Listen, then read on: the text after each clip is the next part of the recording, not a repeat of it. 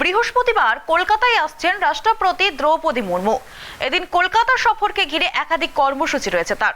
আজ সকালেই নামবেন কলকাতা বিমানবন্দরে, সেখান থেকে রাজভবনে যাওয়ার কথা রয়েছে তার। বিকেলেই আবার দিল্লি ফিরে যাবেন তিনি। তার এই সফরের জন্য কলকাতার বিভিন্ন জায়গায় সকাল থেকে বিকেল পর্যন্ত যান চলাচল নিয়ন্ত্রণ করা হবে। কোথায় কোথায় রাস্তা বন্ধ থাকবে ও কোথায় খোলা থাকবে তার একটি নির্দেশিকা দেওয়া হয়েছে কলকাতা পুলিশের তরফ থেকে। বৃহস্পতিবার কলকাতা সফরে আসছেন রাষ্ট্রপতি দ্রৌপদী মুর্মু। সকালেই কলকাতা বিমানবন্দরে নামবেন তিনি, সেখান থেকে যাবেন রাজভবনে। তারপর গার্ডেন ব্রিজ শিপিং ইয়ার্ডে একটি অনুষ্ঠানে যোগ দেবেন। আবার বিকেলেই রওনা দেবেন দিল্লির উদ্দেশ্যে। রাষ্ট্রপতির এই একদিনের সফরের জন্য কলকাতায় সকাল থেকে বিকেল পর্যন্ত নির্দিষ্ট কিছু রাস্তায় যান চলাচল নিয়ন্ত্রণ করা হবে। কলকাতা পুলিশের তরফে একটি বিজ্ঞপ্তি জারি করে এ বিষয়ে বিস্তারিত জানানো হয়েছে।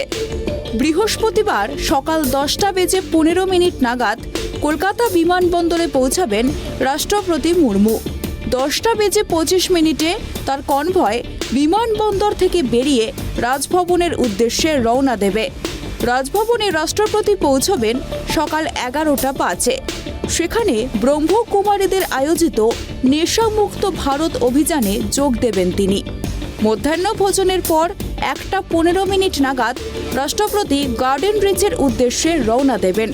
গার্ডেন ব্রিজ শিপিং ইয়ার্ডে ভারতীয় নৌসেনার 17তম প্রকল্পের ষষ্ঠ জাহাজ বিন্ধ্যগিরির সূচনা করবেন রাষ্ট্রপতি। ভারতের 3 সেনাবাহিনীর সাংবিধানিক প্রধান তিনি, তাই তার হাতেই এই যুদ্ধ জাহাজের সূচনা হবে। দুপুর 2:50 সেখান থেকে বেরিয়ে বিমানবন্দরের উদ্দেশ্যে রওনা দেবে তার কনভয়। 3:40 রাষ্ট্রপতি বিমানবন্দরে পৌঁছাবেন। তাকে নিয়ে দিল্লির বিমান ছাড়বে 3:50। রাষ্ট্রপতির এই সফরসূচি অনুযায়ী কলকাতার রাস্তায় যান নিয়ন্ত্রণের পরিকল্পনা করেছে পুলিশ। বৃহস্পতিবার সকাল 10টা থেকে 11টা পর্যন্ত হাডকো থেকে সায়েন্স সিটি পর্যন্ত ইএম বাইপাসের একাংশে যান চলাচল নিয়ন্ত্রণ করা হবে। বিকল্প রাস্তা হিসাবে সিআইটি রোড বা এপিসি রায় রোড থেকে এজেসি বোস রোডের দিকে রাস্তা খোলা থাকবে। ওই সময়ে মা ফ্লাইওভার এবং এজেসি বোস ফ্লাইওভারেও যান চলাচল নিয়ন্ত্রিত হবে। বিকল্প হবে পার্ক সার্কাস কানেক্টর এবং AJC Bose road park street কিংবা শেক্সপিয়ার সরণি। পরে রাষ্ট্রপতি ফেরার সময় দুপুর 2:50 থেকে 3:30 পর্যন্ত এই রাস্তা বন্ধ থাকবে। সকাল 10:30 থেকে 11:15 পর্যন্ত এবং বেলা 1টা থেকে 1:30 পর্যন্ত hospital road, Khidirpur road, red road এবং আর অ্যাভিনিউয়ে যান চলাচল নিয়ন্ত্রণ করবে পুলিশ।